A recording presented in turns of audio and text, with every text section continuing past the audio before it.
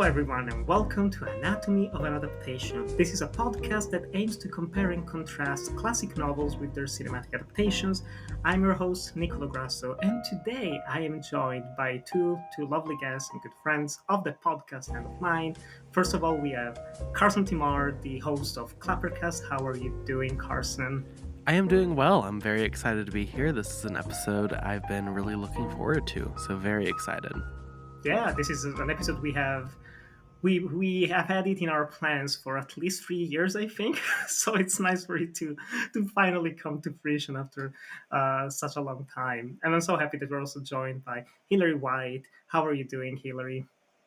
I'm doing well, and I'm glad to be back because I know that this project has been on hiatus for a while, Yeah, and it's been missed. So happy to be here. yeah. Thank you. No, I definitely felt its absence over the Mm. past year, to almost 2 years now.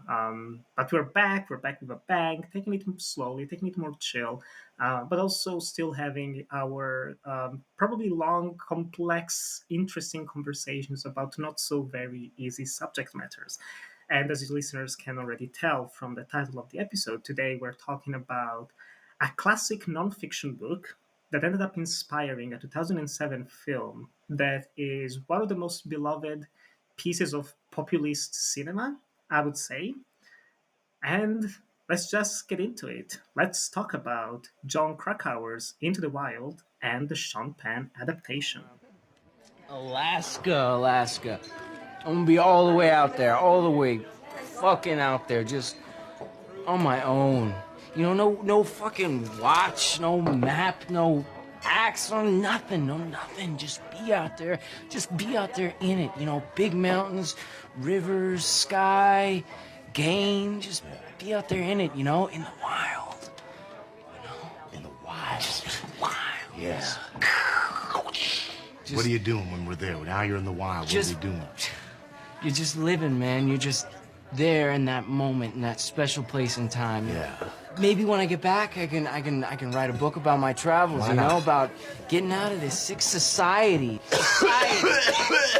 Our society! Society, man. Society! Society. You know, society. So, Carson, you were the one who brought this book to my attention because it is very personal for you. It is a book that you come back to for many different reasons. Why don't you let us know why you chose to bring this book to us and your relationship with it?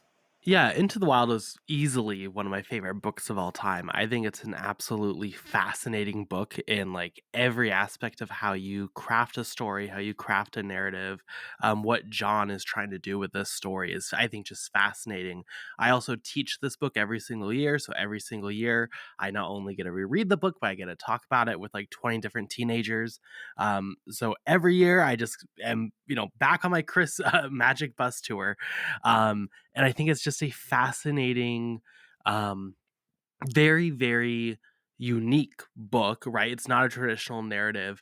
It is John bringing his journalist skills to basically capture every single angle, all the facts, all the opinions of the Chris McCandless story, or the Alexander Supertramp story, depending on how you look at it, to basically answer two big questions. The first is just like, why did Chris do this? He makes a lot of illogical decisions, from what I think general society would say. Obviously, you're not supposed to burn all your cash, and you're not supposed to go live out in the world or in the wild. You're not supposed to travel to Alaska and not prepare at all as you go out to survive the elements. Those are things that you can read as being like insane choices. And John is really obsessed for various reasons that he gets to throughout the book, with Chris, and he becomes obsessed with the story. He's trying to figure out why he did this.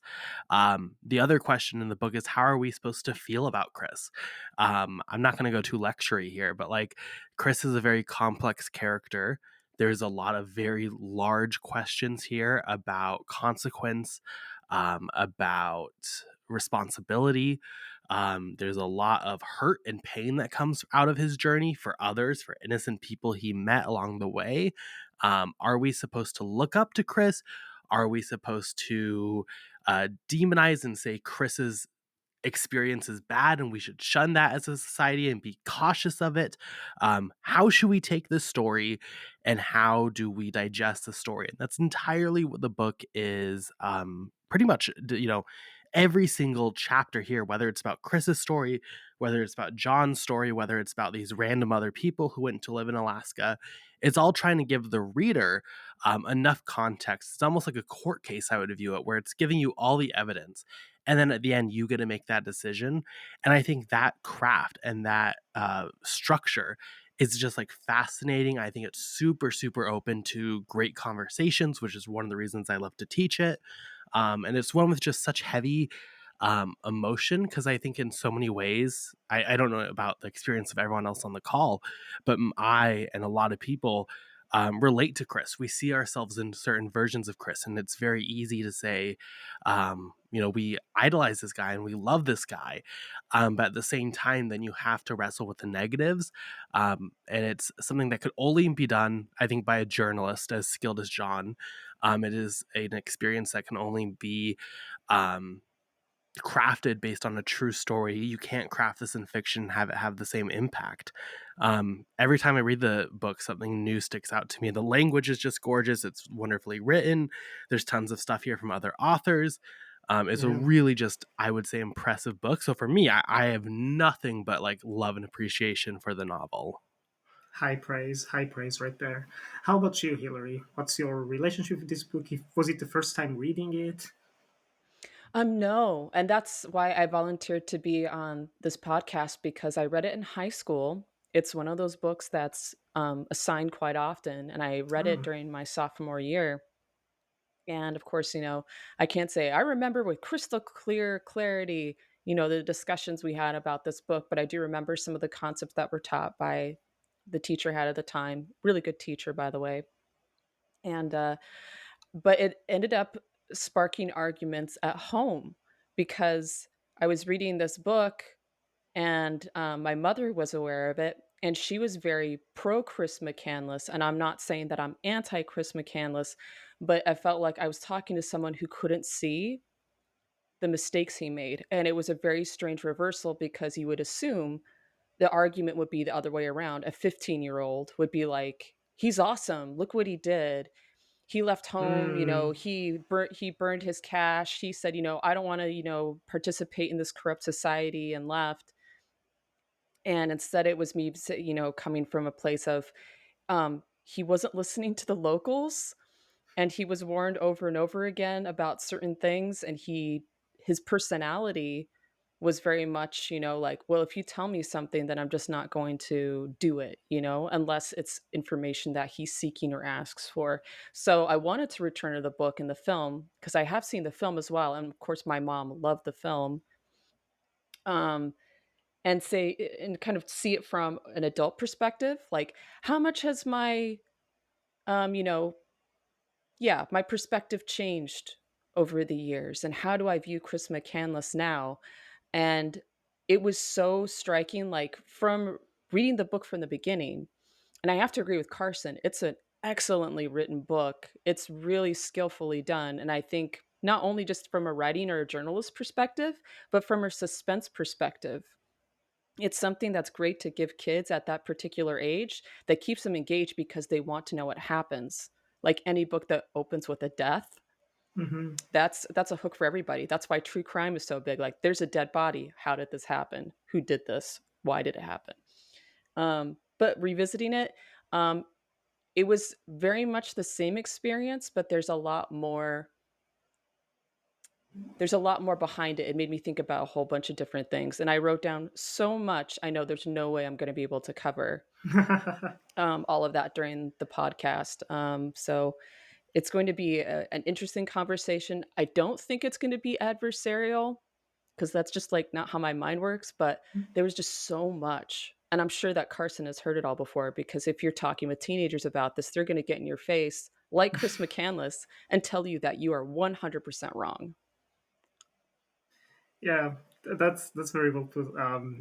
I This was actually my first time reading this book, but I realized right before I started it that I'd already read a Jon Krakauer book, which was Under the Banner of Heaven, which I really liked. So that instantly made me more excited to actually dive into it. And the first thing that struck me is precisely the prologue that you briefly mentioned, Hillary.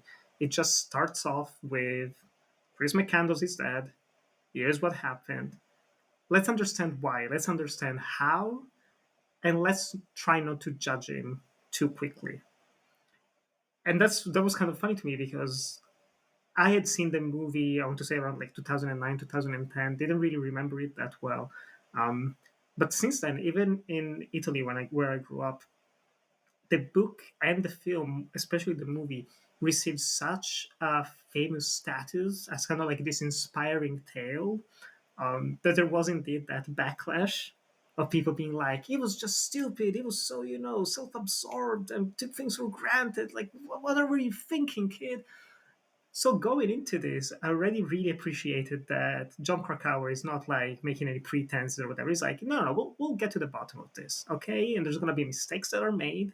Some people are going to feel one way, some people are going to feel differently. So it's kind of up to you. What you were saying as well, Carson. It's up to you to make up your mind and your own opinion about him.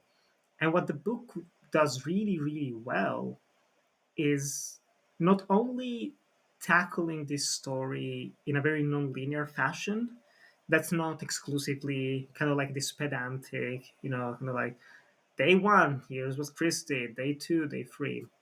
He manages to inject a sense of adventure to the proceedings. He manages to inject a lot of genuine drama from the people that he met, from the people that he impacted. But also, and this was what made it stood out for me, is that Jon Krakauer, as the really good journalist that he is, he does not exclusively focus on this story, but he actually delves deeper into other people's similar stories. People who also made a similar trek to Alaska, different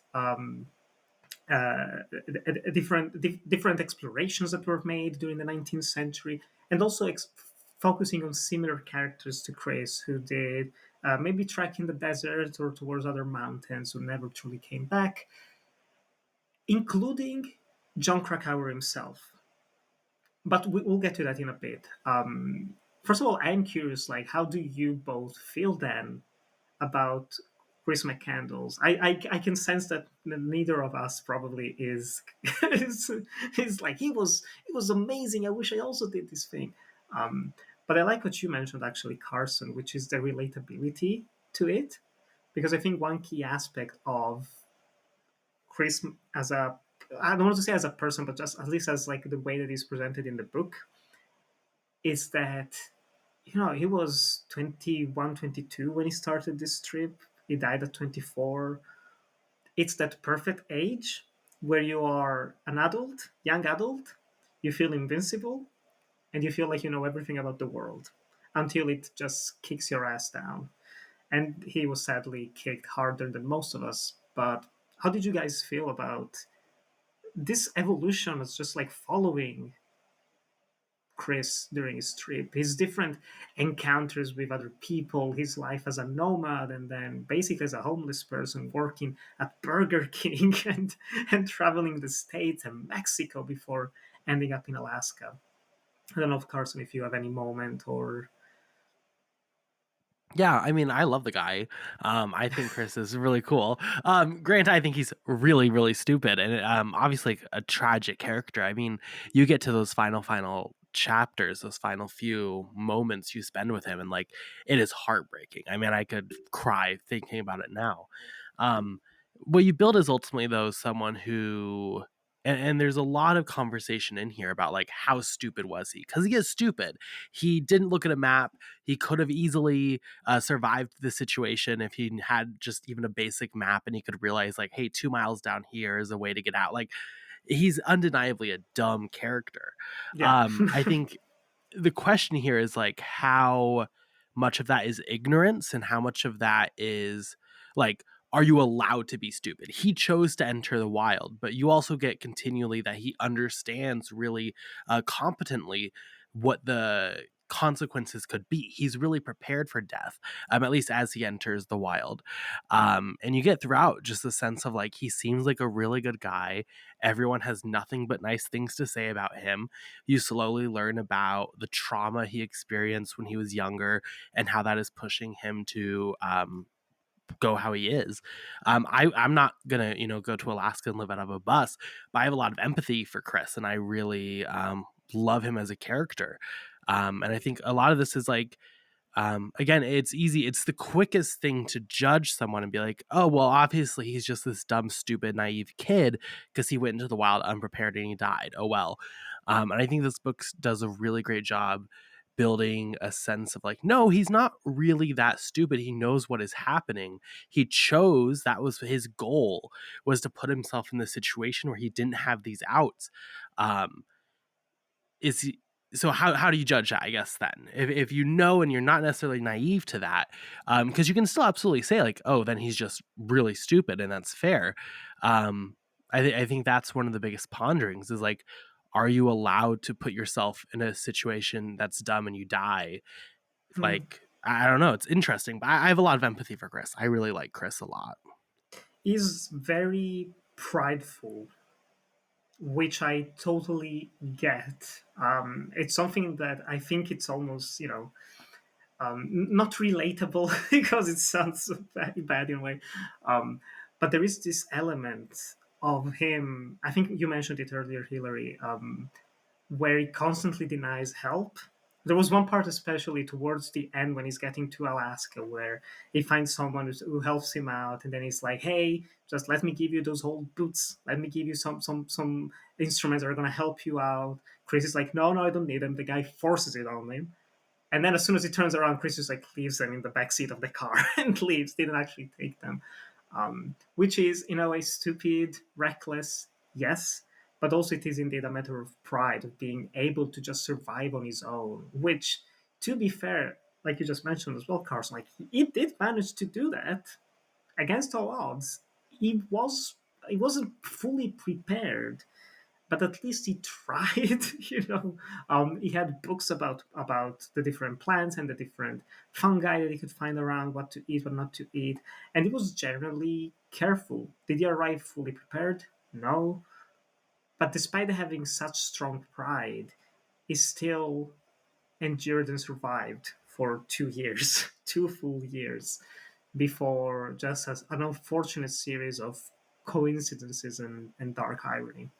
I don't know, Hillary, if you have any thoughts about these things.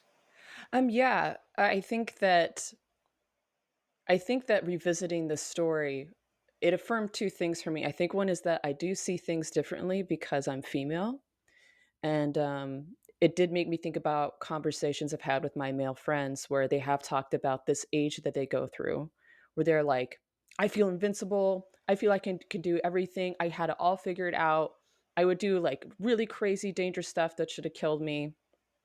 And I remember one conversation I had in particular, it ended up being this really strange breakdown of things where it's like, "Well, I couldn't do that." And they were like, "Why?" And it's like, "Because I might get raped or murdered." And they're like, "Well, what about this?" I'm like, "I can't do that because I might get raped or murdered." And they're like, "But what about this?" And I'm like, "The same thing. You might get raped or murdered." Um, so I think that for me, even at the age of 15, these were things that I was already aware of, and Mm. having that confidence. In fact, I think maybe this showed up in Carson's like teach. I don't know if they have like a curriculum that comes with a book at every high school, but one of the topics that we talked about was the concept of hubris, which is a word that's not used very often in English, but that's how it was introduced to me, which is like that prideful thing, that prideful state of mind that Nicola was talking about, which is very much, like, I'm untouchable. I can do anything. I'm always right. Fuck the system, fuck my dad, fuck school, fuck everything, which I think is a part of growing up. And like it was mentioned before, until like life, knocks you down a few pegs or kills you, unfortunately. I think that my female perspective um kind of like collides with that a little bit, where it's like he's doing a lot of things that I just wouldn't do. And then also just a different personality, being a lot more careful and also having the full understanding. Although I understand where he's coming from, I don't know where this conversation is going to go. But I think a lot of kids who read this, even adults who read it, and people who have relationships with their parents that are tough. I'm not necessarily commenting on my own. I didn't want to run away from home or anything like this and ride trains or escape the way that Chris did.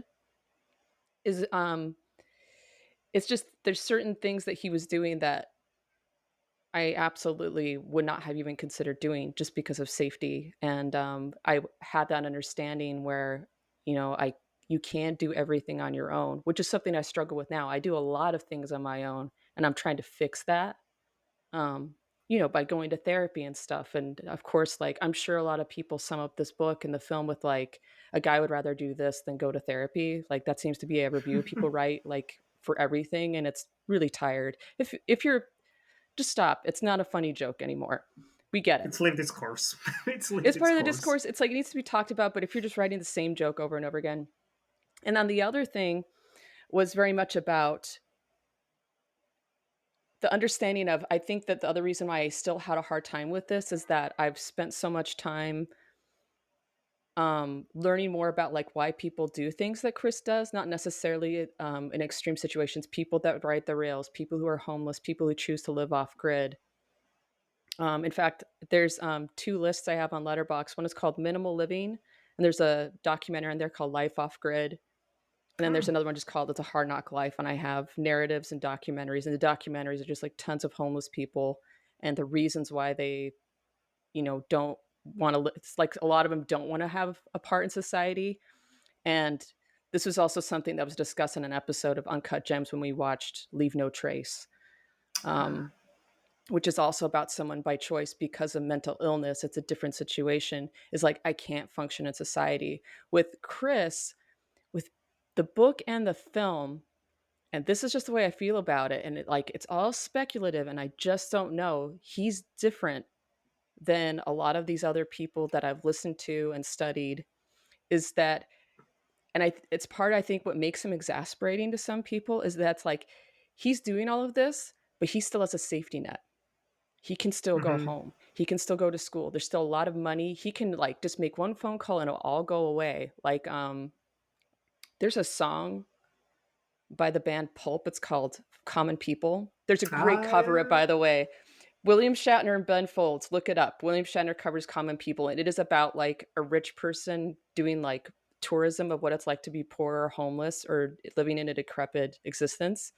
And I'm not saying Chris McCandless is that, but I could see that like lighting up a lot of people's heads like a pinball machine. Where if you read the reviews, like for Into the Wild on Letterbox, it's a lot of that. Like there's a lot of talk about like male privilege and like rich little white boy, poor little guy. Like, oh, his life was so hard. His parents argued and they pushed each other sometimes, and he had to run away. Like really like a lack of compassion, which I kind of get. And also, it's the internet.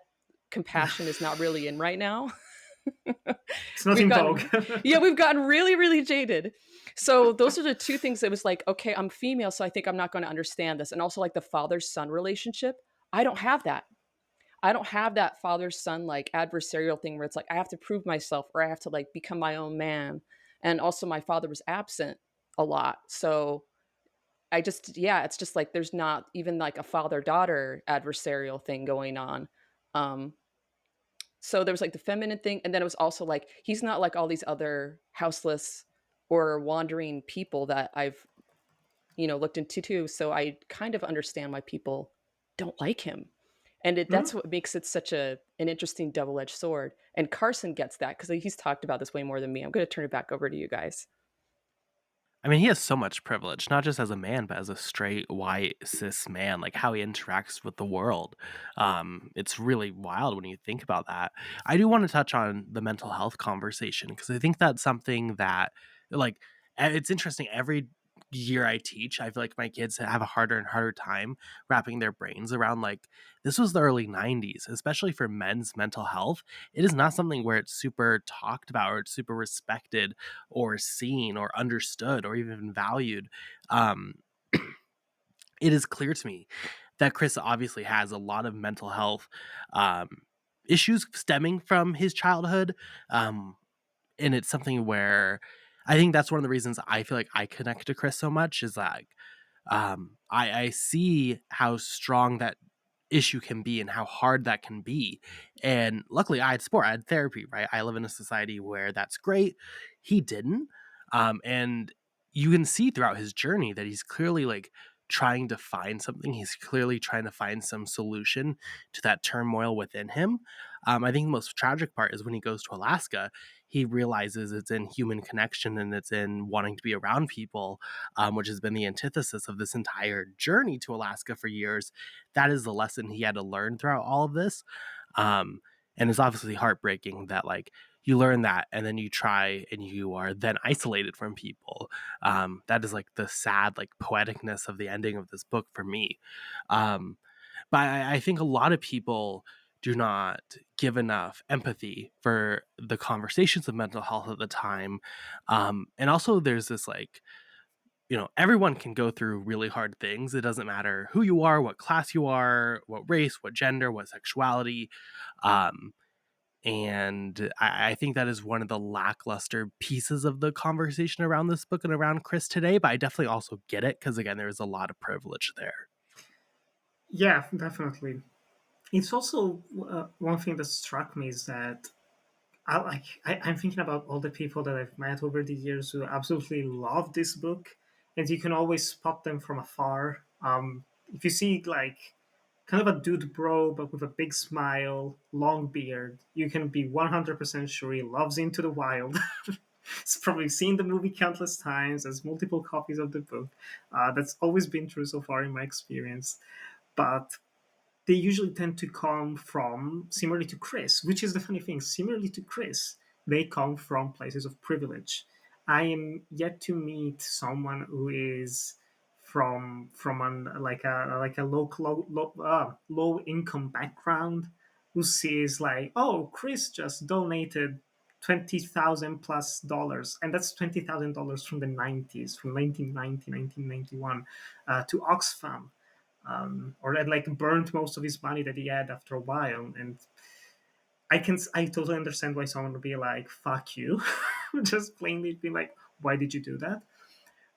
But compared to so many other people that I've met who only follow the romanticism of Into the Wild of what Chris did, but don't actually want to embody his philosophy, I don't think that if he actually managed to survive, it would have been like, you know what, going back home, time for that sweet, sweet cash, sweet, sweet money. I think he would have continued to live a very simple life. Maybe actually get adopted by that elderly man in the States, or maybe would have gone back to one of the other camps, or he would have continued to live as a nomad. Who knows? But there is never a moment where he looks for help from others, where he takes advantage of people. There's never a situation where he even like take something away from someone else who is more in need. He's so aware that he can pull it off, that he can survive better and more than other people who are seriously in need of social help and support of that kind. Where the more the book went on, the more I found myself respecting him in a way that I was not expecting. And I think it is important also to mention like two things. First of all, like the version that I read of the book, I don't know when it came out, but it's like the second edition or like a revised version where essentially at the end, when it is still unsure exactly why Chris died, or it was starvation or something.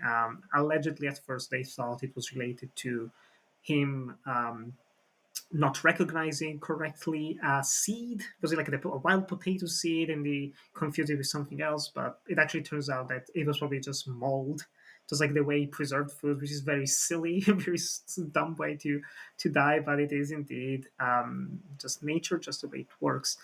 Um, that's probably why I actually passed away. But also, reading the book, you do have this element of the family, and I think that's so key to almost every story of someone who has acts of rebellion.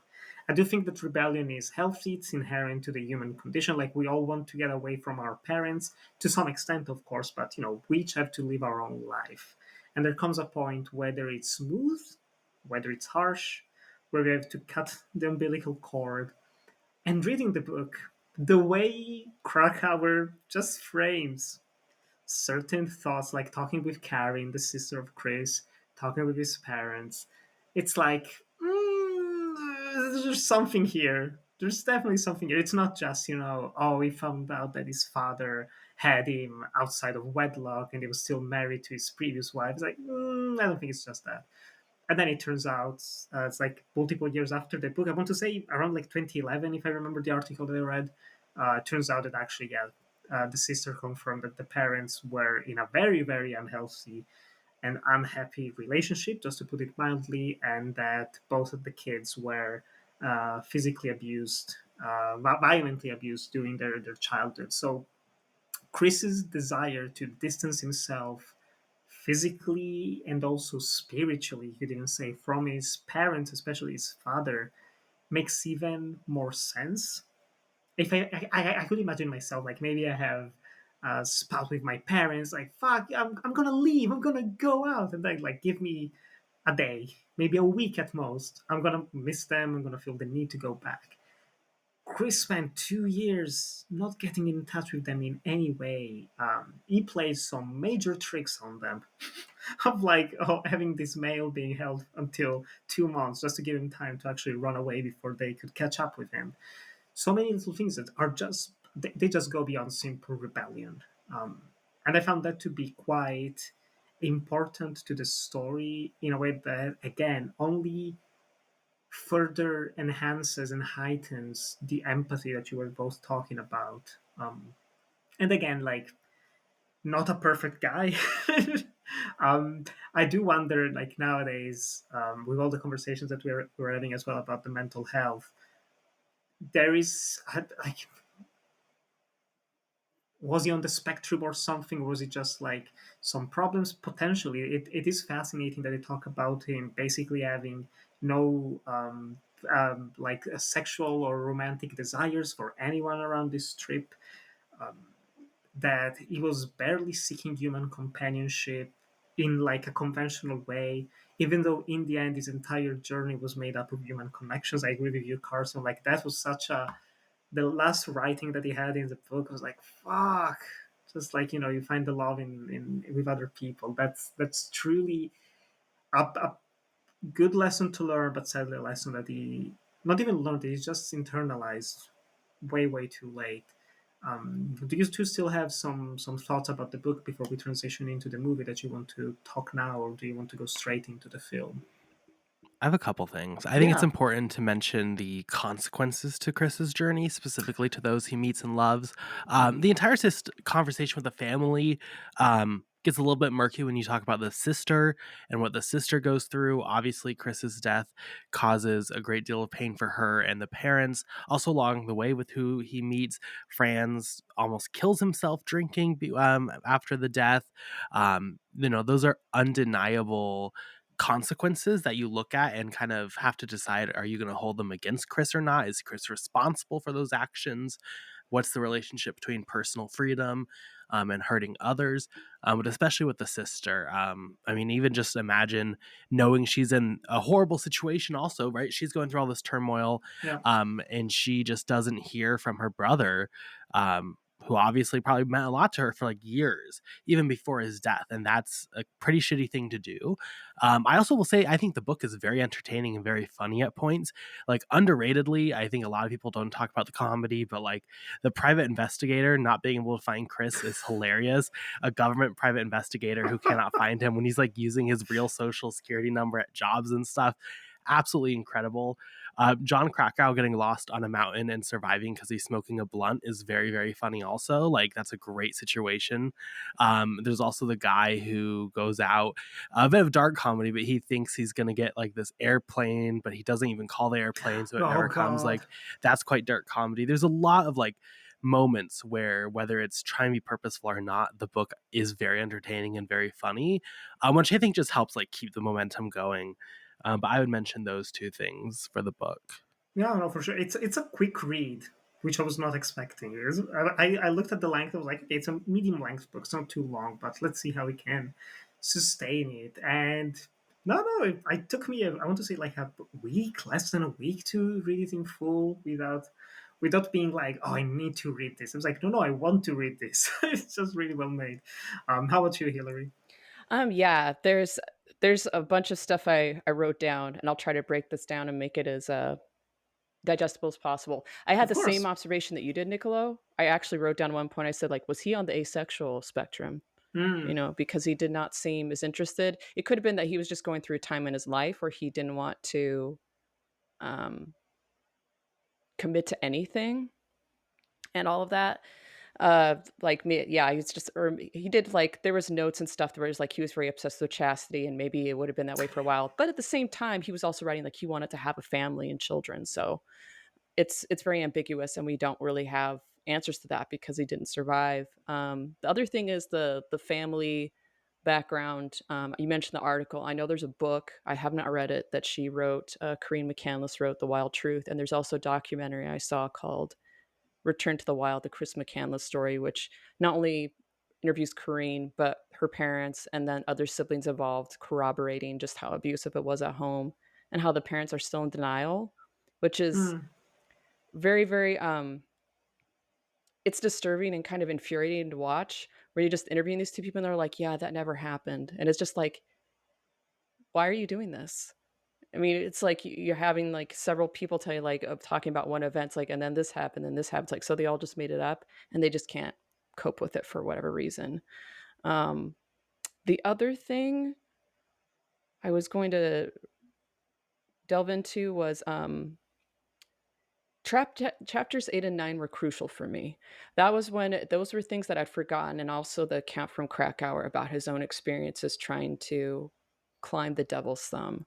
That was a part of the book that I didn't remember. I remembered McCandless's story, and I wrote so much down where it was just about things like still reverberating through um, the male experience that I'm still seeing now, like people like cosplaying historical understandings of masculinity or survivalism is still very much a thing. The return of the paleo diet, the way that men should eat, Oh yeah.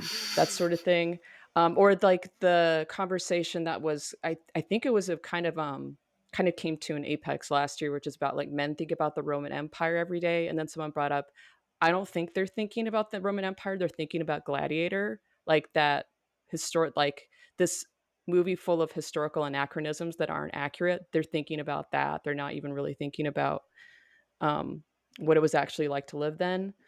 And then, of course, Carson covered this, like white guys in particular, they don't heed warnings or anything due to privilege and entitlement in some cases. And it made me think about a joke I've heard about black horror films, where it's like black horror films would be really short, where like that house is haunted. It's like, cool, we'll never go there. The end. And it's always like white people, like, it's like that place is off limits. It's like, I'm going to go in the basement and start like reading stuff and, unleash all these demons and things like that. So it kind of like bled into all these other things.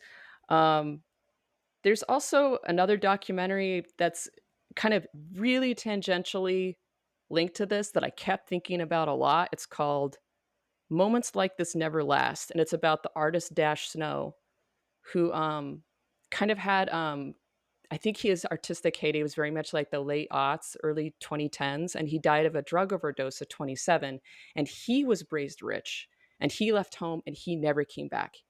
He was pretty much on the streets, like, doing tagging and installation art and things like that. And the reviews for that documentary are very, very similar to Into the Wild, where it's like, oh, poor little rich white boy left home, fuck this guy or whatever. And I ended up writing a review for it where I said, honestly, like his upbringing, like nothing is discussed. And I thought that's even more disturbing because you get the sense like he was at one point sent to like a teen treatment center. So it was one of those things where it's like he was woken up in the middle of the night and like wrestled by a bunch of guys and hauled off to a van. And then like the place that he went to, there was like abuse and things that happened there. Just having that piece gives you an idea of like why someone would leave home and never ever come back and prefer to be homeless and eventually succumb to drugs. Um, so I would also recommend that documentary if you want to see something that's a little bit more like an urban version of Into the Wild that kind of has that same thing going on. Um, Oh, I'll I'm just also trying. recommend Grizzly Man, the Yes. documentary. God, That I Oh think my yes. God. Yes. is such a natural connection, obviously. I remember being blown away by that film for very similar reasons. Putting these two stories in context with each other, in conversation with each other, also very rich and worthwhile. Yeah, I it's so funny you mentioned that because last night my brother wrote me and he said I popped my Werner Herzog cherry. He watched I don't actually know how to pronounce it. It was like Aguirre, The Wrath of God. Aguirre. Aguirre. Okay, thank you. That's as good as I can do with my American accent. But I said you need to see Grizzly Man. I think that's probably one of my favorite things he's ever done. And I watched it again recently. Not in preparation for this, and that documentary is just something else. But kind of talking a little bit about the McCandless character, as the real person before we move on to a fictional representation of him. I think that this might just be me. And while I was reading the book, I started getting like really dark alternative versions of him in my head. Like if he had survived and succeeded, would his hubris have gotten worse?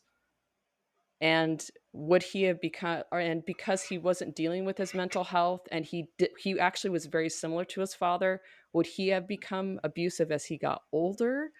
I don't know, and I'm not saying that I believe this, but I was ended up thinking about these things a lot more. And of course there's like nothing to back it up.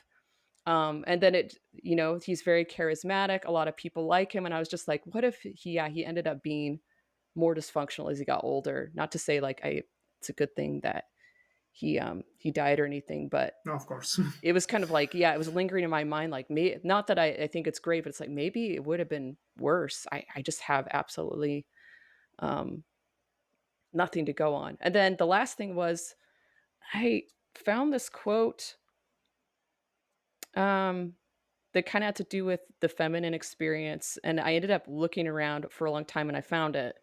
And it's from Sylvia Plath's diary, so this is written during the Ah, 50s. And this is a bridge. This is not the whole quote, but she said, "Being born a woman is my awful tragedy. Yes, my consuming desire to mingle with road crews, sailors and soldiers, barroom regulars, to be part of a scene, anonymous, listening, recording, all is spoiled by the fact that I am a girl, a female, always in danger of assault and battery. My consuming interest in men and their lives is often misconstrued as a desire to seduce them or as an invitation to intimacy. Yet, God, I want to talk to everybody I can as deeply as I can. I want to be able to sleep in an open field, to travel west, to walk freely at night." And that came back to me while reading this, and it did link to not only other reactions I've read from other women to Into the Wild, but my own, where it's just like, it'd be cool if I'd be able to do that, but I can't. And so that experience is cut off for me. yeah. There's this element. I found it as well. Talking to some friends and like other people who are not the white cis hetero rich boy who actually think about what he did and do wish they could do it. They wish they had the opportunity actually to be just like, you know what, I'll drop everything and I'll just like walk for thousands of miles at a time. I'll hitchhike, I'll do this, I'll do that. But they are aware that they physically could not be able to do it, whether in the literal sense of just like their body would fail them, or society would Mm, fail them. And just the only thing I would add to what you mentioned here, I do have to say that I think the moment where I truly fell in love with the book were those two chapters where Krakauer talks about his own experience, yeah. because it is a reminder, and he's very full aware of that. And I have a quote saved for the end of the episode where he's very much aware that, I got lucky. I could have been another Chris McCandless. If something went different, I wouldn't be here to write about this today. Someone else would have written about me, and they would have been like, "Look at this dumb idiot." Um, Instead, yeah, you do need some luck in life, and you do need to discover who you are through your own mistakes. And I think that's something that probably explains why people, and I always tend to, that's sometimes, of course, it doesn't apply to it, but with stories like Chris's, I do think there is something so easily relatable to him that makes you frustrated, because it becomes almost a mirror to your own experiences on a different scale, of course. But even reading this, I thought I was thinking about some of my own mistakes that I made, and it's like, well, yeah, in retrospect, in hindsight, of course, you shouldn't have made that. But at the same time, you need to put your hand on the oven just to realize that, yeah, it burns, it's not nice, and lesson learned. People can tell you not to do it, but you got to experience it for yourself, even though here, sadly, it was taken to the extreme. Um, but as much as we had some level of critical thinking reading this book, other people very much glamorized it. Amongst those, we have everyone's favorite Sean Penn. I think it's the first time it was ever mentioned, maybe, in the Clappercast uh, podcast universe. Like, I can't think of any movie where we talked about Sean Penn where he starred, let alone which he directed. Um, but it was very much taken by the story of Chris McCandless, and it became a passion project of his to direct a film about it. And he managed to do just that.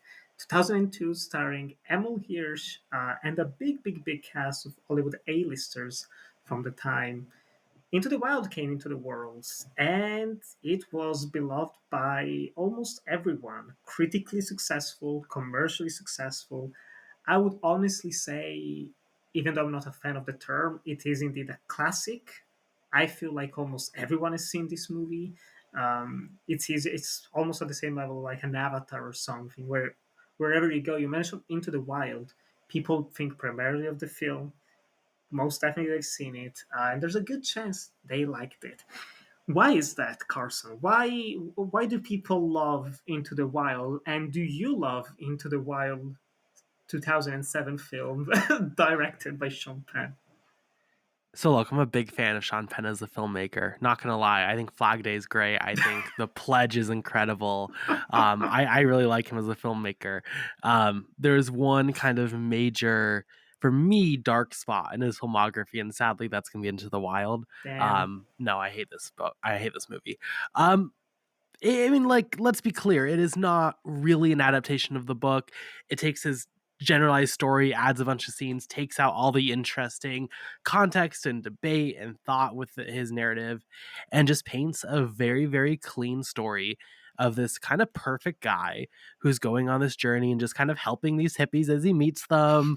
And it's a fun tale and it's this fun story. I know he's so quirky and he's fighting against society because society's so bad. What do you mean you have to wait 12 years to float down a river? And like, it's just all this in the most simplistic form possible, in a way that is not only just not authentic to the book, it doesn't feel authentic at all to the guy. It feels like a Hollywood production, most certainly. I think the acting is fine. The shots are like, I like the cinematography. The nature cinematography, I think, is strong, especially. But no, I mean, it's just like the most Hollywood version of the story that you can get. So I get why people would engage with it, because it takes this story, this narrative of this guy, and it makes him incredibly likable, incredibly clean, incredibly inspiring. Um, but no, it doesn't have any of the complexity or any of the point of the book, to the point where, like, at the beginning when I teach the book, I have to warn kids, like, hey, I know you just want to watch the movie and not read the book.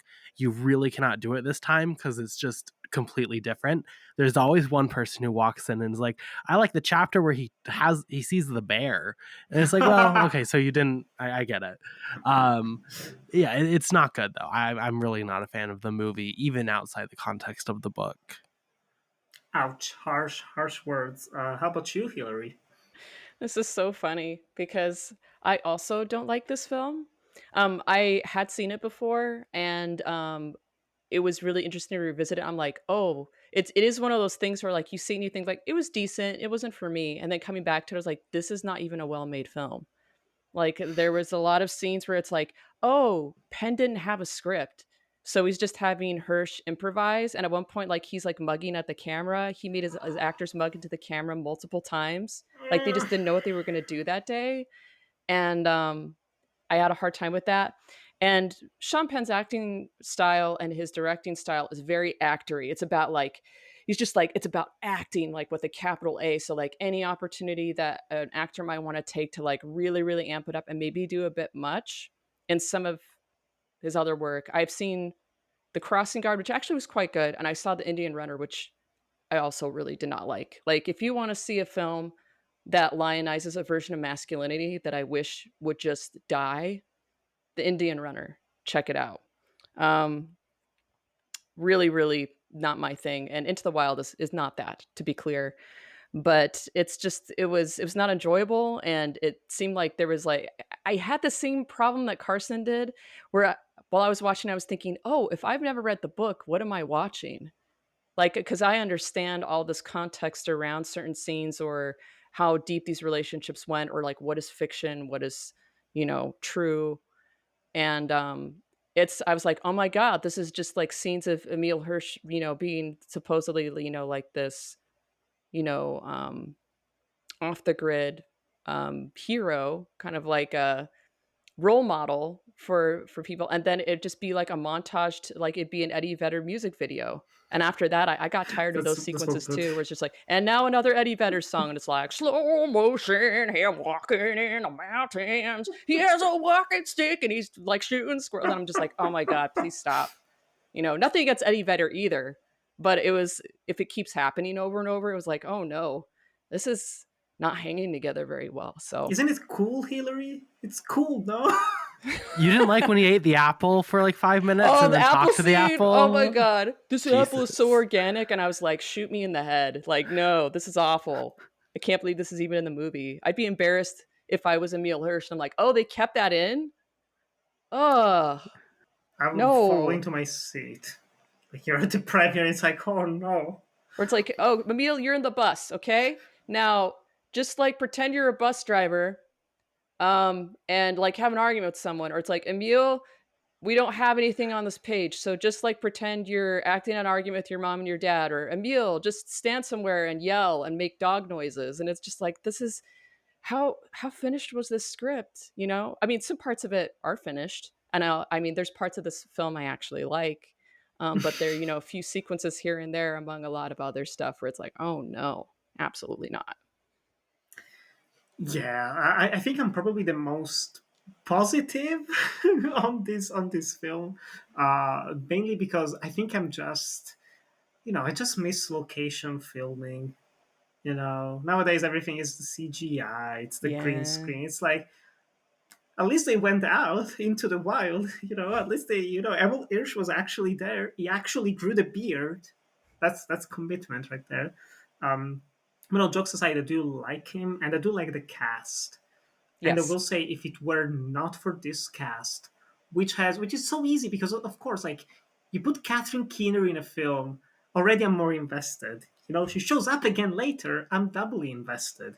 You have a young Kristen Stewart, you have Jenna Malone doing narration, John Hurt and Marsha Gay Arden as the parents. Like types of casting that it's like the movie might be a bit bullshit, but at least they make it watchable.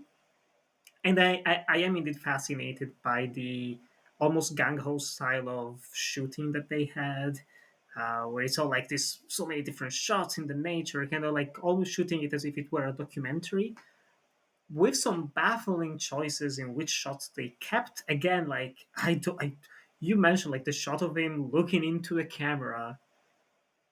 Why? That's I think that's the actor thing. Like, it's an actor acting. Look at the actor acting, and he's acting into the camera, and it's just like, I don't want that. That's not in, what. That's not, especially like if it's based on a real person. Like, it's yes, just like, don't do that.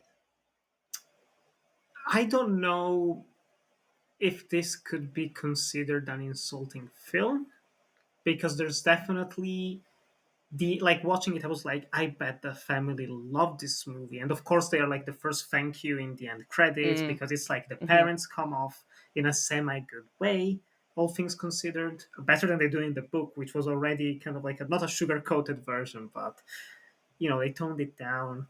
um Chris comes off, like you said, Carson, as I think they joke about it in the first scene with Catherine Keener and the guy, where it's just like, yeah, man, like, I think this is the relationship problems you have. And the guy's like, are you like Jesus?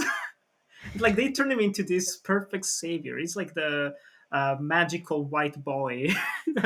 It's the new stereotype, just like going around, fixing people's lives. Everything he touches turns to gold, which is, it's not completely untrue. But it goes back to what you said, I think, Carson, earlier, where there's the aftermath of how Chris touched these different people in a way that he definitely did not consider. You're watching the movie, and it fucking feels like I am special. I am giving you some pearls of wisdom and memories that you will keep forever. In the book, or let's say in real life, which happens every time, just like when probably in the lives that we lead as well, both in a direct way or indirect way. You meet people, and some of them, you spend maybe an hour, 2 hours one day with them, and there's just something about them that sticks with you and impacts you, and you go back to them even though you haven't heard from them in like 10 or 15 years. They just stay with you, and it's just normal. It doesn't have to do anything special to stand out. And that was something that I liked about the novel. Oh, well, the book. I say novel but that's more for a fictional sense. But again, you do feel that he touched all of these different people in various ways, of course, on various levels, but it never felt like he was literally saving them in a way. The moment that pissed me off in the film, actually, I think by the end of this conversation, I'll probably really dislike this movie, seeing already how the direction we're headed. Um, but the moment with the Kristen Stewart character, where you have like this girl, she's so cool, she's playing that guitar. Oh, she looks at him from the other side of the trailer park. She likes him, she digs him. Let's go out on a date. Let's just walk together. Hey, my parents are away. Let's just have sex in the trailer. But what does Chris do? Chris is like, nah, you're underage. That ain't cool. That ain't cool. But we can just sing a nice song together. And I was like, what the?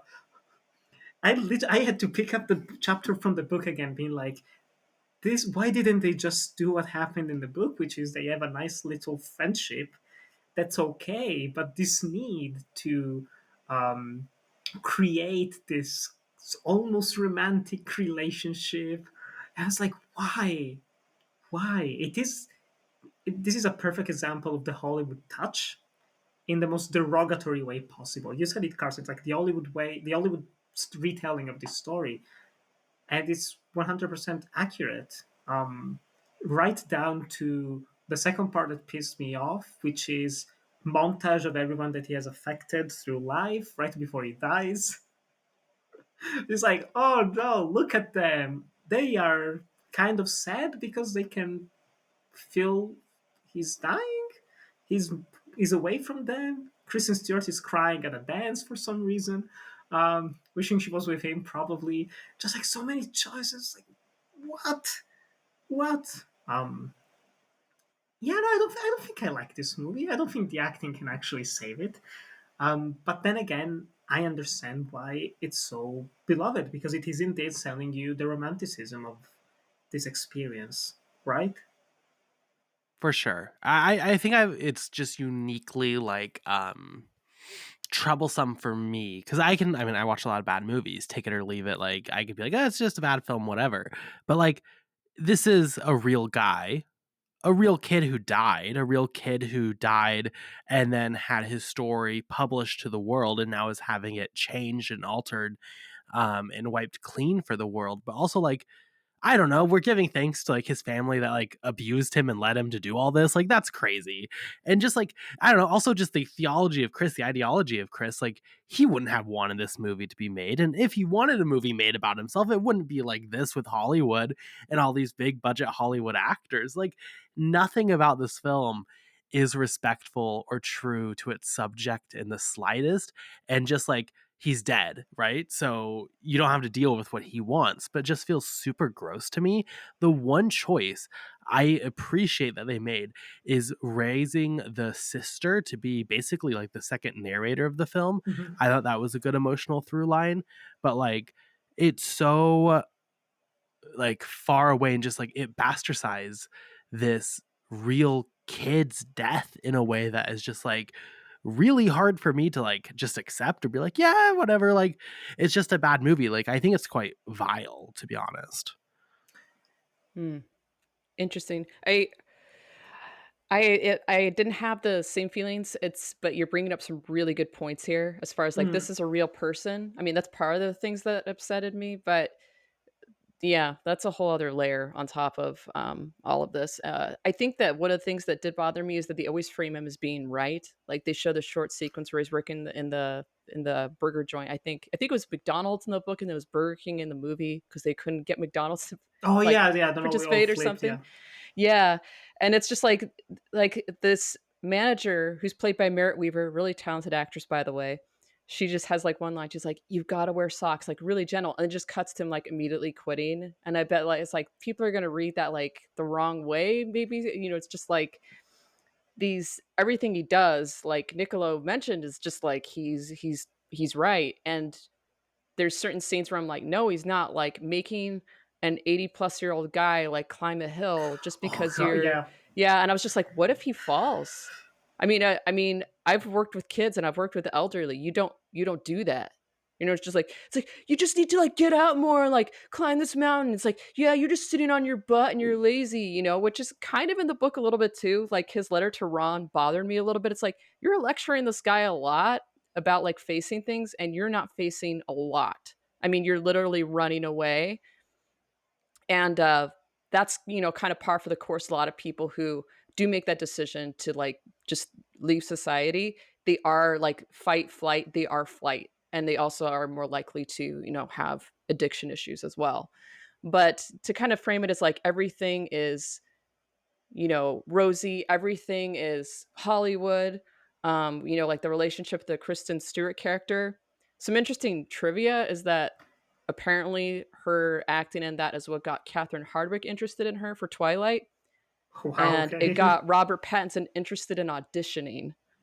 He saw the scenes with her and I think he thought, ooh, I like that. And so he was so nervous he took Valium before he met her. Got him the role, just being drugged up.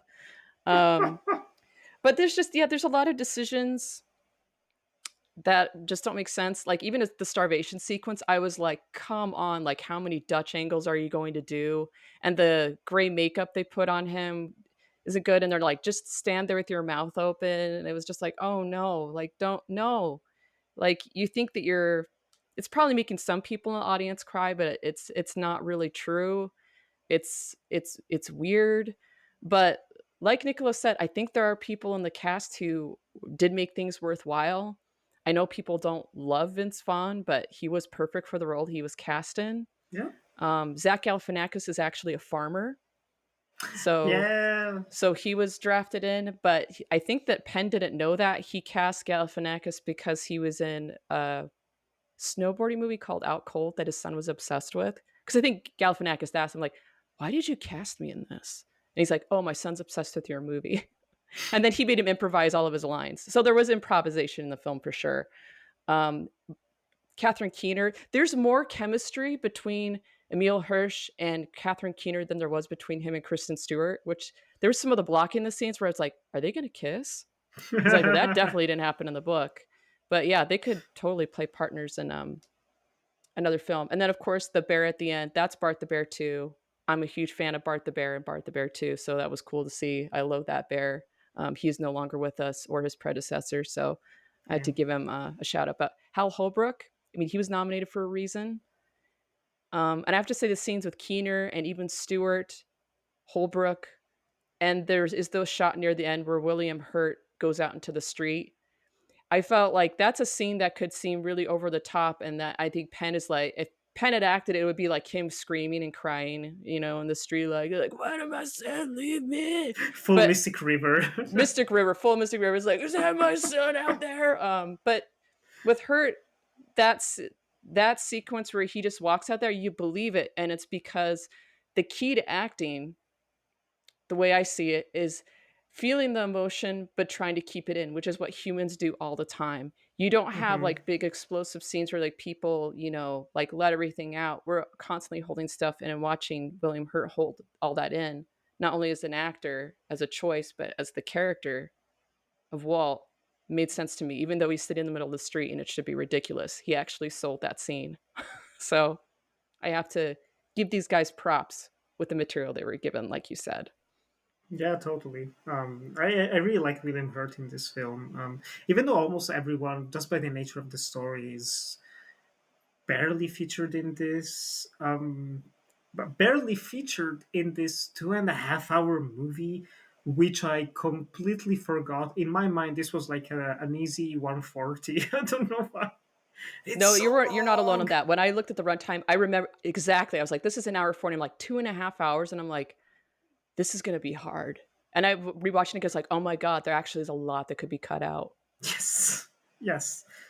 Best editing nominated film. Oh, why? It's like the only two Oscars. Oh It's my best god, that's editing insane. and best supporting actor. Holbrook. Yeah. Yeah, I'd say the Yeah. actor. There's the other thing. Like, I have nothing against Jenna Malone's performance as Corrine, but I had to keep reminding myself, I'm like, why is this? I'm like, why is this narration bothering me? And then I realized, I'm like, it's not Corrine McCandless's words. It's Sean Penn's words. Yes. And this is the same writer who wrote Bob Honeydew stuff. He's not known for being like an amazing writer. So yeah, and I think that he really kind of he toned down. Jenna Malone is like can be a very animated, interesting, dynamic performer, and that Yeah. he made her really monotone, which kind of goes with things, but with the tone he's going for, maybe. But it's just like, oh, it's so lifeless and it sounds so pretentious, and it's like, but it's not Kareem McCandless because we all heard her voice in that book. She doesn't talk like that. And there's so much actual material they could have used to tell this story. It does feel also offensive in that sense. Yeah, Speaking of, we're talking about hubris, we're talking about pride. I can definitely see Sean Penn being like, I can do this. I'm gonna make people cry. And to be honest, like we're here destroying the film piece by piece. I would say maybe rightfully so, but we cannot deny that this has had as much of an impact, if not more, than the actual book, which in a way makes me like it less because the book. I think it's hard if you have critical thinking. Even just a smidge of it, you don't need too much of it. Just a little bit can help. You read the book and you can formulate your own opinions about this guy, and also realize, yeah, you can take a lot of the good that he did, that he thought, but also recognize some of the bad. And I think that's very hard to do watching the movie. It's very, very hard. Um, and there's so many moments even in the book where they kind of skim over it in the film, but in the book they put a big emphasis on Chris being kind of a nerd for books. We briefly mentioned this as well, but like he loved this Jack London, Jack Kerouac, Tolstoy, all the classics of literature. He was always shaming people for not having read them. Just some not a asshole behavior, but just a little bit. That's again that's he's still a well-educated kid coming from a good background. So he can be like, "What? You haven't read War and Peace?" type thing, and just leaving Crimes and Punishment to people as a gift. And those types of things. Writing in his diary, like, I really hope he likes it. I hope he takes something away from it. Oh, you're just like that character. Um, this is not something that I particularly like. This is also really human behavior. It's something very normal. He was impassioned about this. He idolized these authors. When we were talking about the celibacy, Hillary, I think was it Tolstoy? I think even Krakauer mentions it. It's like one of these Russian authors who was very much anti-sex in his Tolstoy. writing. Was it Yeah, Tolstoy, right? In his writing, but then behind closed doors. Naughty boy. Naughty, yeah. He naughty also boy. trashes London. He's like, London died, an alcoholic and feeling like a failure. Which I mean, if you read other like I was like, I don't remember that. So like I ended up like reading his biography or like, different angles. It's like, yeah, he died ill, but Krakauer kind of makes him sound like a loser. And it's like, oh, it's like I don't think it was that bad. But I think it also is also interesting from the angle of Krakauer, like idolized these guys and they weren't perfect, but he treated them like he was perfect. And likewise, people treat McCandless like he's perfect. And another thing we have to bring up is that people try to do what he has done and died, which Multiple is I think people, like with the yes. movie, I kind of get because we've been discussing that. It seems pretty obvious why that would happen. But rereading the book, I was like, people have died because of this, and I'm like, but the whole book, it talks about happening to other people. It almost happens to the author, and it's like this is not a game. Don't do this, but people still do it, and they don't survive. I I mean, believe even just simply they had to move the bus. Like, the Yeah. bus itself became such a problem with people getting stuck and dying trying to go see it that they had to yeah, literally, like, airlift it out. Like, I believe it was in April or July, something into mid 2020. They yeah. finally did it because they had the last accident was in 2019, I believe. I was reading some articles about that, which is again crazy. And I mean, it feels fitting in a way, considering the story of Chris and considering how many people there were like Chris before him and how many are following in his footsteps in a bad way, you could say. Um, which also kind of plays because again, it's unfortunate that these people passed away, of course, and they had some terrible tragic accidents.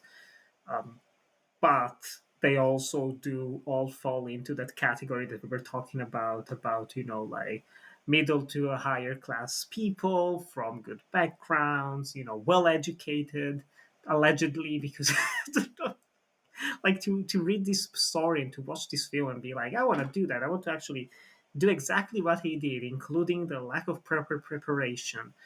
It's confounding, but also again it speaks to the privilege of these people. Do you think that mindset is more, at least from after 2007, let's say, more from the book or more from the movie that people are seemingly, like, Movie, quite okay, Yeah, agreed. the I'm trying movie. to think back to the dates, and I think that a lot of them are after 2007. But I think that if you just go to his page or you go to the Wikipedia page of Into the Wild, there is a list of people, a timeline of people doing that, and it might have been after the book. I'm not going to confirm that because I'm not looking at it right now. But I mean, like for example, I didn't read the book. I didn't have a copy, so I listened to it on YouTube, and there was commentary. The guy who was reading it would like interject commentary now and there. And at one point, he's reading about Thoreau. We haven't mentioned Thoreau yet, where he's like Thoreau.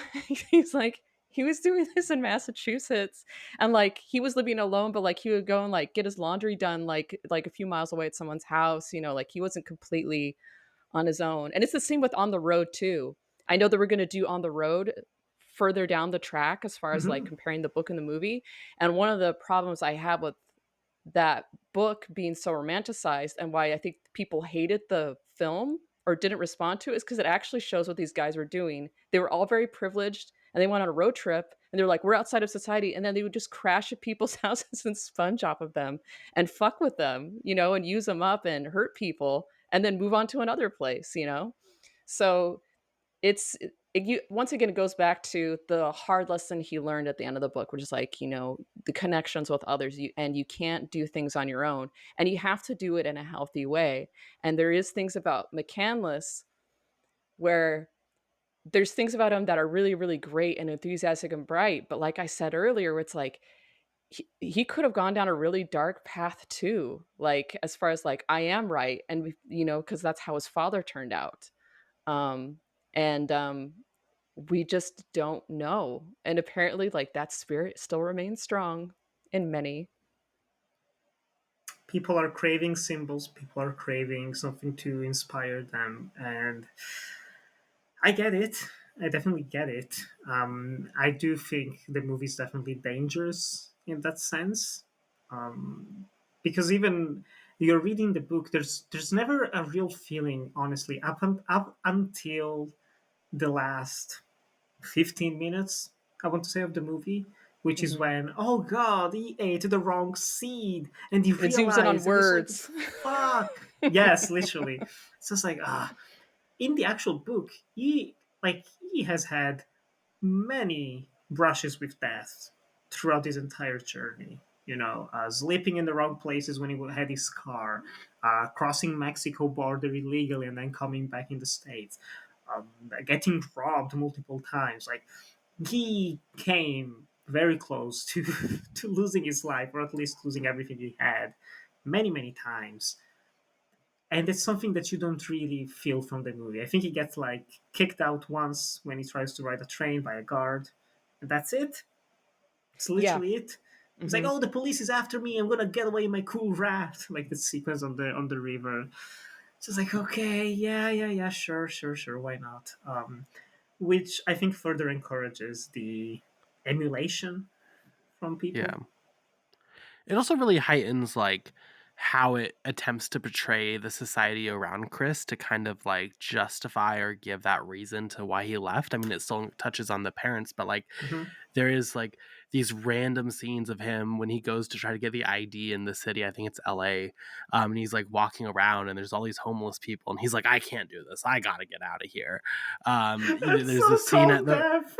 it's insane. It's insane. Again, not necessarily even realistic to the guy from what we know. No, like him There seeing is, himself as a corporate like shill or something. And I yes. was just like, oh, I didn't remember that. I was like, oh, it was another like, oh no. Like if you're saying oh no a lot during a film, like it's just not working. It's like, oh, I would not have done that. And then they freeze frame on him smiling like he's Patrick Bateman. I was like, no, Yeah. don't do that. So many weird decisions. Oh yeah. Oh. Yeah, definitely. Even the when he goes on the river and they have that extended sequence in the office of him like trying to get a permit to go down the river, and it's like it's so comedically over the top where it's just like you've lost any poignant weight of the scene or your portrayal of society. You've lost like the motivation of why Chris did this for all that we know of. Like I really think Sean Penn, what you can see here is someone who read the book and just got like the really wrong takeaways and interpretations of it. And everyone has a very personal relationship to the book. And just like Sean Penn's is not particularly interesting or smart or worthwhile. And it just reflects in his film. Judging by everything else that is made and said on a political level as well, yes, yes. He's very reactionary. I think the one thing he probably does have in common with the issues we're talking about is that I also believe he's someone who thinks that he's right about everything. And it's probably really exasperating. Yep, yep.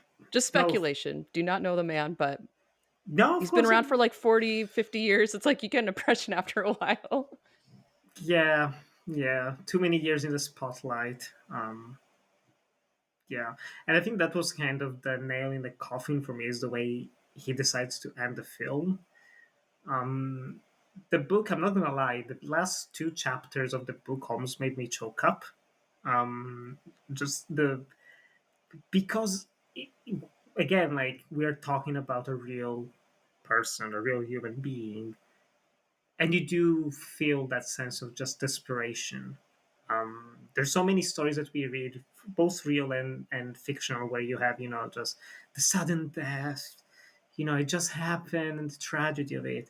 But here, reading Chris's story, there's nothing more horrifying than realizing that he had days, if not weeks, to internalize, I'm gonna die. Like, there's no way I'm getting out of here. And just like accepting it.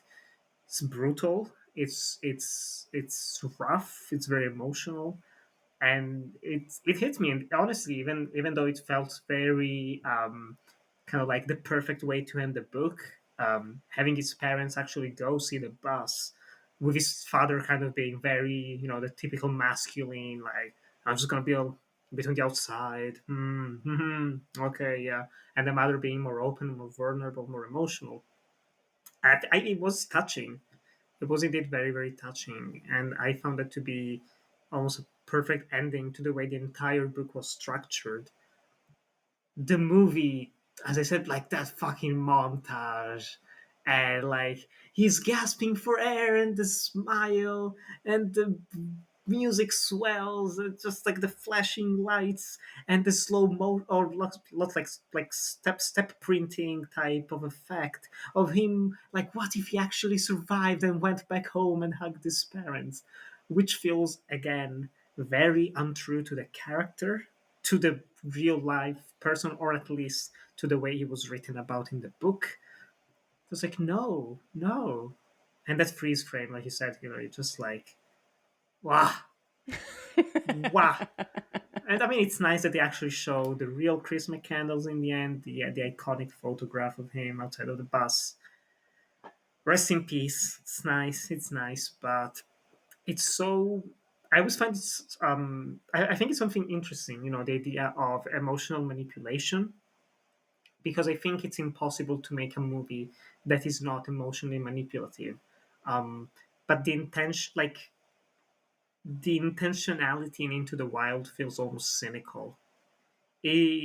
Sean Penn is not found a genuine, organic way of making people cry at the end. It feels like he just watched 20 years of filmmaking, of film history, and was like, okay, what makes people cry? Okay, so the passionate death. Okay, oh, okay. Some people really like the montages. Oh, they really like those like photograph stills of like what could have been. They just like throw everything in there, so it's going to bound to make people cry. Which again, it worked. I was reading some glowing 5-star reviews from people that I follow that absolutely adore this film. They're like, it's perfect, it's so emotional. I love Chris. I wish I were like him. I felt very cynical by the end of the movie. I feel even worse now that we're talking about it. I don't know if both of you have any final thoughts about the Sean Penn adaptation. Maybe some other points that you wanted to touch upon. I will say just on my side, I did grow indeed very tired of the Eddie Vedder songs. I forgot they were in it. When they started, I was like, hey, nice choice. And then it was like, oh, there's like 6, 7 of them. And it's all those montages with weird editing tricks to make the most of the footage they had. But yeah, I don't know, Hillary, do you have any final thoughts on this film?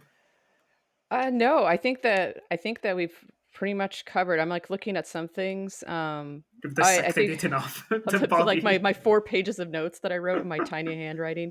There is one moment that I enjoyed a lot where it's the bar scene. Actually, not the whole bar scene with him and Vince Vaughn, but there's a moment in No. it where he says, "I'm gonna go up there." No watch, no map, and Vince Vaughn's face like gets really pinched, and I actually love that reaction where I was like, "Yeah, it's probably the real Chris McCandless probably saw that face a lot." Where I was like, I don't know about that. Like maybe okay, a watch I kind of get because like you'll be out there and like you can tell like what time of day it is by the sun, but no map, no, don't do that, bro.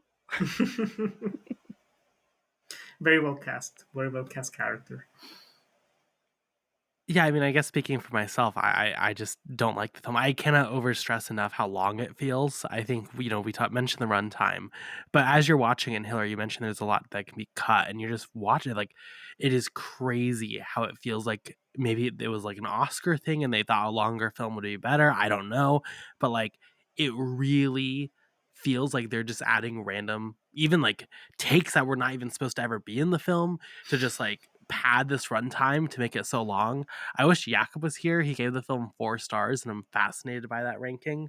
Um, but no, I mean, if you want to experience the Christopher McCandless story or the Alexander Supertramp story, Mhm. I would never ever recommend you watch this.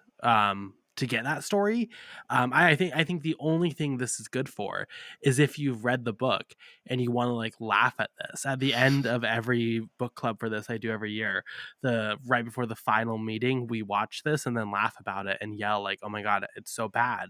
Um, Outside of that, there's really no reason I think anyone needs to watch this. It's quite poor. Amen. Amen to that, to everything that both of you have said.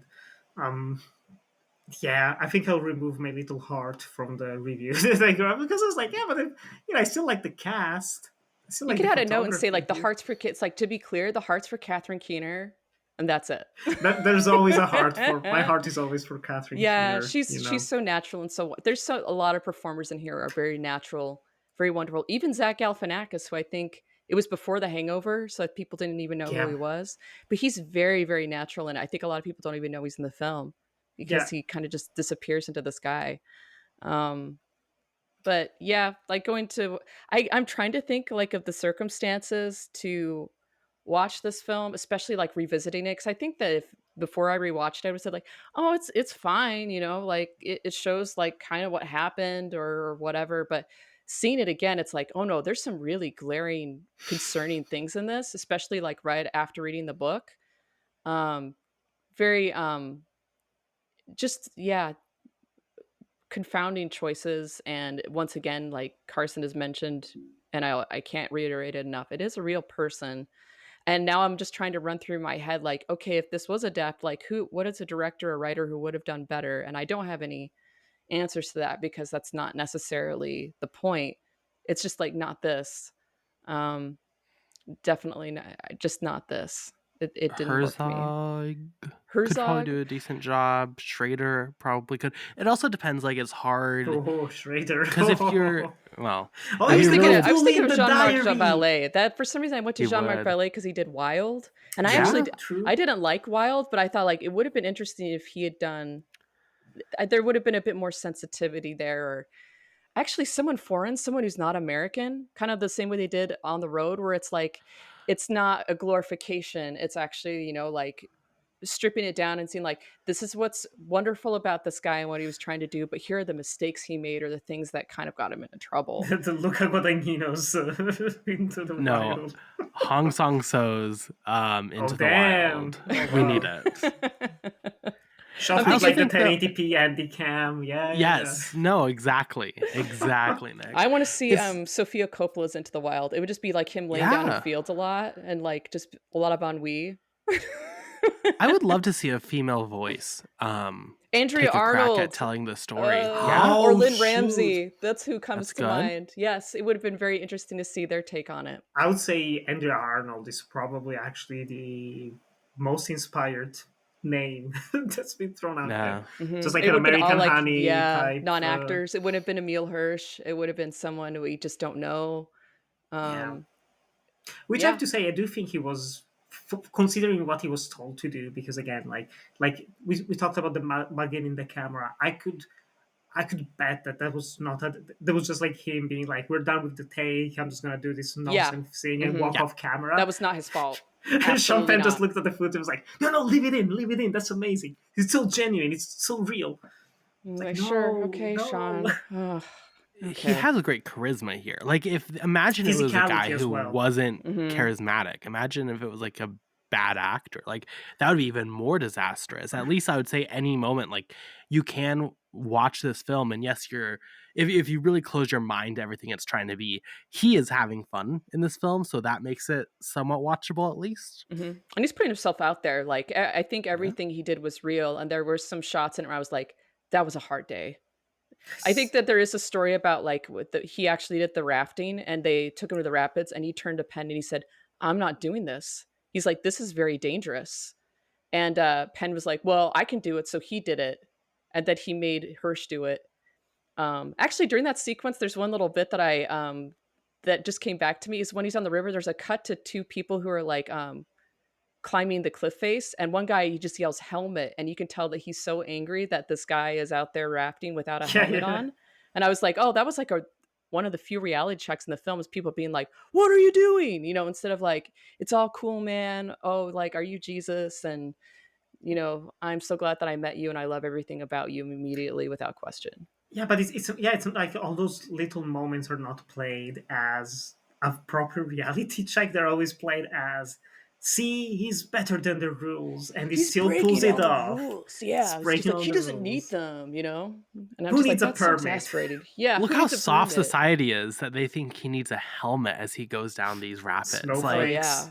I mean, have any of you literally, guys gone river liberals. rafting? Like, if I mean, you could, if you fall out of there, you can bash your head and like die like immediately. Like that, there's a Yeah. reason why you need that stuff. I've done rowing on a river for like hmm 2 years when I was in high school, and it was the quietest river ever. I was still very afraid. It's like this could go Yeah. so bad in so many different ways. I So mean, I I've can done a really little bit, but imagine. I would have reacted like Hirsch if someone brought me there and it's like, okay, you're gonna raft on this without a helmet because Hirsch does not have a helmet on for that. No. I guess like that whole day of filming, he did not have anything. I mean, honestly, I would have reacted the same way. It's like I like this is not safe, but he did it. I bet you they wanted Franz to climb that mountain, and his actor was like, "No, I'm not doing this mountain. Like, I don't care. Write it that I don't want to. Yeah, Like, I'm he's not." 70-year-old Hal Holbrook just like dying. Well, Well, it's when you get filmmakers. older, you're more assertive, where he's like, I'm not doing that. I hear about that about older actors all the time, where it's like a director's like, do that, and they're like, no, make me. Just like deal with it. Deal with it. Yeah, deal with it. Yeah, what a film! Like I'm glad I rewatched it for this podcast. I don't think I ever want to watch it like ever again, or at least for a good like 20 more years, honestly. hmm But let's go into something more fun.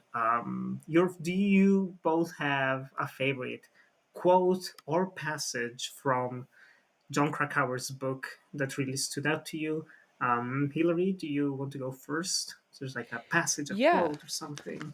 I wrote down this quote, and I think, and at first I saw it out of context, and it caught my attention. And then in the context of the book, it's Krakauer talking about himself and his experience with the devil's thumb, and Mm, about his own fraught relationship with his father. And he's really upfront about it. He's like, my father worked so hard, and then I took everything he gave me and I took a massive shit on it and told him to fuck off and die, like that kind of attitude. And I was like, wow, he's really being transparent about himself and like how he must have looked to his own dad. But there's this quote here where he says, "It is easy when you are young to believe that what you desire is no less than what you deserve, to assume that if you want something bad enough or badly enough, it is your God-given right to have it." And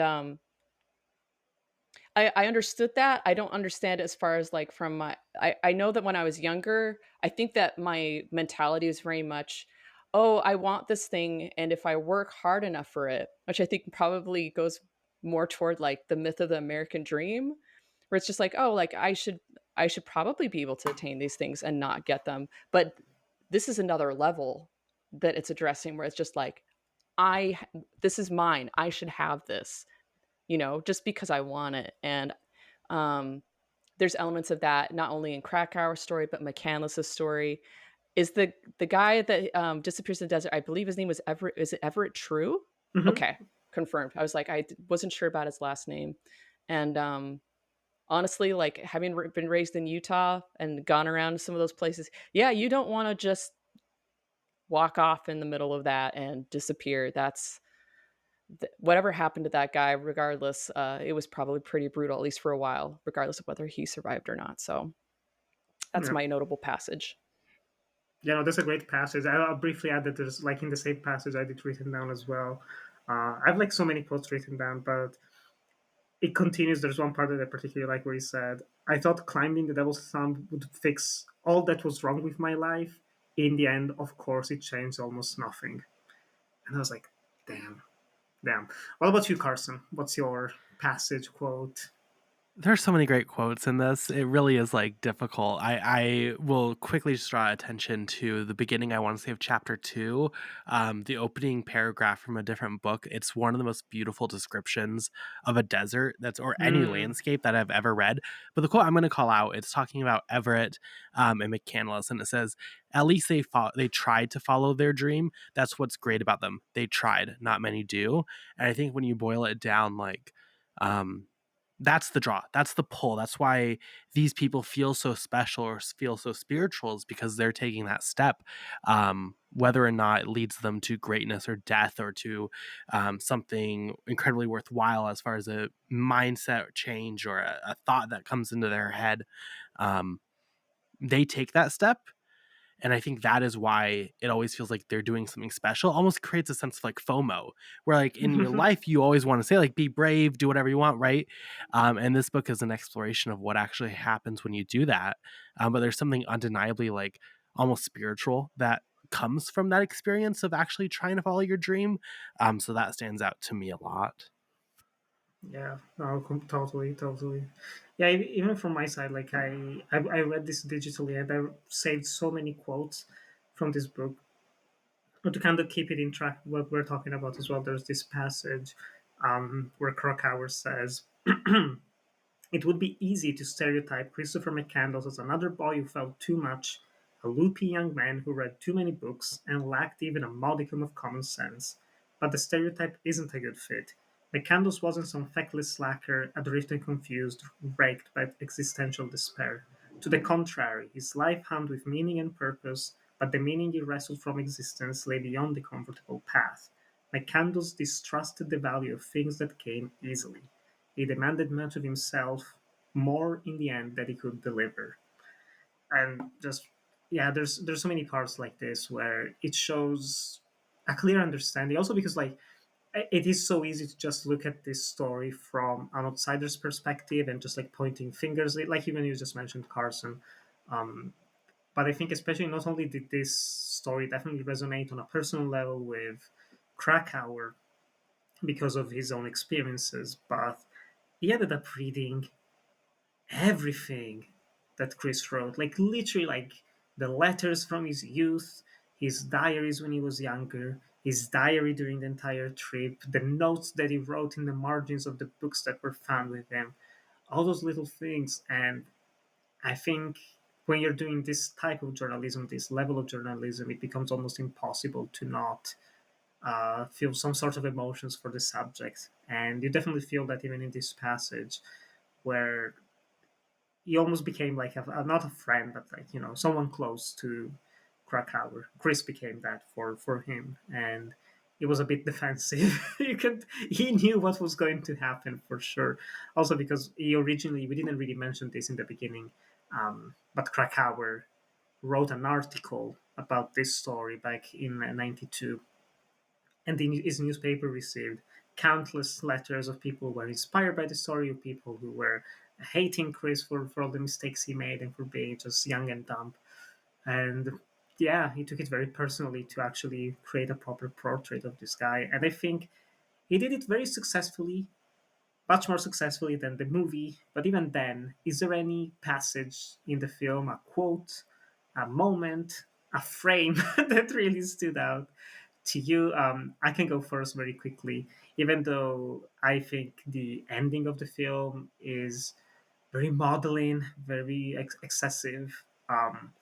When he writes down in the book, happiness only real when shared, which was actually written by Chris. I don't know, that moment got to me a little bit, mainly because of the link to the real person.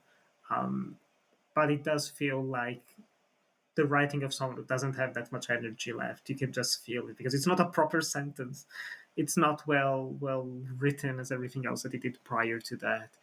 But it says a lot about him, and yeah, it hit me. It hit me in the feels. What about you, Carson and Hillary?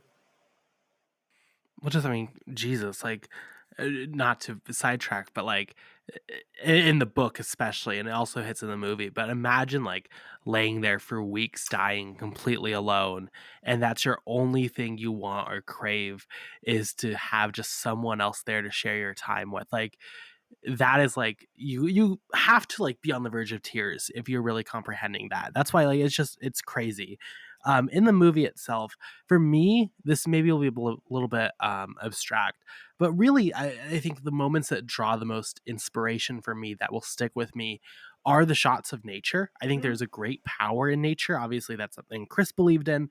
And you mentioned shooting on location. There are so many scenes of Chris like hiking next to a waterfall, camping on a mountain above the city at night. There's so many shots of him just in nature, and it's always those shots that like make me be like, oh, I want to go hiking. I want to go into nature. I want to. There's a healing property there. That has been expressed in a lot of media. Hillary, you mentioned Wild. That's a great film, I think, also for this feeling. But that would be the biggest part of Into the Wild that's effective for me, is showing these lands and these trails and these trees and these rocks and nature that consumed Chris in real life. I think maybe that is the most authentic connection the film has with the actual person, is its love for nature. Because clearly it's a film that visually loves nature. So for me, it'd be those sequences. nice, nice. How about you, Hillary? Uh, it's a bit that I remembered from the first time I watched it is that one of the early scenes shows him departing into the wild with Jim Gallion, and Jim Gallion is in the scene playing himself. So I think that that sequence has stayed with me, as well as like little bits and pieces of other ones I mentioned, but I wanted to highlight that one because it has an actual real person who um, who spoke with McCandless and was probably the last, as far as we know, the last person to see him alive. Hmm. Um, and there is a shot of him in the truck watching Emile Hirsch walk away, and he was a lot younger than I thought he was going to be, considering like they shot this in 2006, and this happened in '92. So I was like, oh, he must have been a really young man, like Chris was. Um, but the fact that it was a real person And I think that runs parallel to What Touched Nicola, which was something that McCandless actually wrote in his diary shortly before he passed away, which was him realizing, other people are important. So I think that all three of us are linking to like actual things that had to do with the man rather than flourishes of acting or shooting a death scene like an Alka-Seltzer commercial. I mean, it's Ah, just like, it's the real things that get to us. the I had no helicopter idea that was shot. Jim. Yeah, That's crazy. Yeah. I had no idea. yeah. No, that was a nice touch. That actually made me think we were talking about earlier of like directors who could make it. I think, despite me not really liking Nomadland, I think Chloe Zhao maybe could have been also good. Oh, I that's think she could have true. leaned into the Absolutely. Yeah. real people aspect. If she made it in like 2006 or 7, she maybe would have asked more of these people to actually partake in the movie. Maybe, maybe not.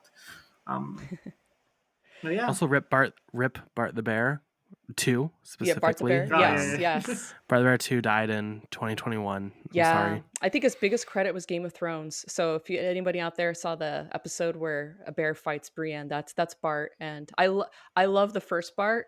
I was very lucky. I was able to meet Bart. They brought him to my school. And What?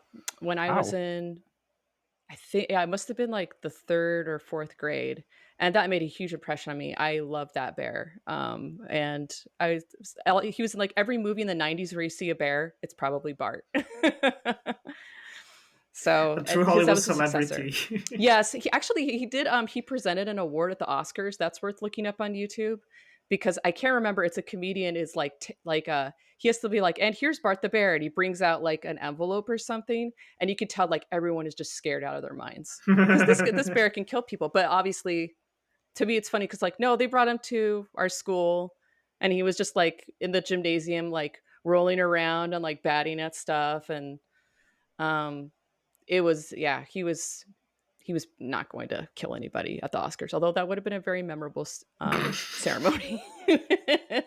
More than the Will Smith slap, it's just, do you remember that year where like that bear went feral and just like That's killed everyone? when we lost Dwayne Johnson and Billy Crystal. Oh no.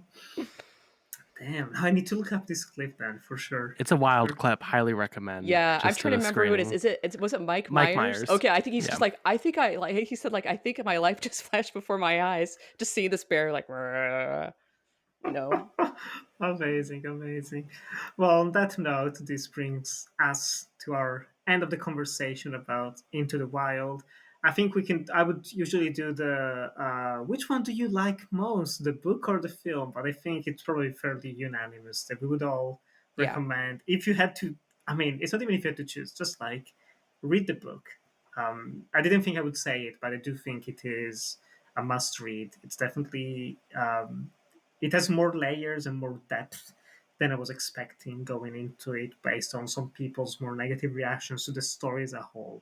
And I think if you don't like what Chris did, I think the way Krakauer presents it is more than worthwhile, just one read at least in your life. And it's so easy, such a breezy read. And like Carson said, there's a lot of good humor as well. So, on that note, where can our listeners find both of you on the interwebs if they want to keep up with your talking and your writing? Hillary, why don't you go first? Same old, same old. If you want to find me, the easiest way to find me is Letterboxd. I'm under the name Degelle, Deggelle. And if you find my profile, there's a little link there, campsite.bio. And if you click on that, it'll take you to everywhere else where I've posted stuff on the internet. Amazing. And how about you, Carson? You can find me on Letterboxd and Blue Sky at just Carson Timar. Also, you can find me most weeks on Clappercast hosting that. I know, Nick, you're on most weeks also, so we have a ton of fun over there. Hillary joins us there also. And then also, if you want to hike about 5 miles into the Alaskan bush, I will be there hosting therapy sessions where I will cure your marriage troubles if you're like a hippie. So you can find me there also. For what price, though? Just Nothing. human It's free. company. Just Just human company. sharing your That's the most important thing. experience. It's That's the most my important thing. Yeah. Can't put a price on that. That's my way to get the human connection that Chris wanted. So Beautiful. understanding the true lessons from this story. You can follow me on Blue Sky and Instagram and Letterboxd, just Nicola Grasso, Nikigro97. You'll find me fairly easily. And of course, you can follow the show on Instagram at Anatomy of Adaptation Pod to stay up to date with all new and future episodes. Thank you so much for listening. We hope you have a fantastic day. Goodbye.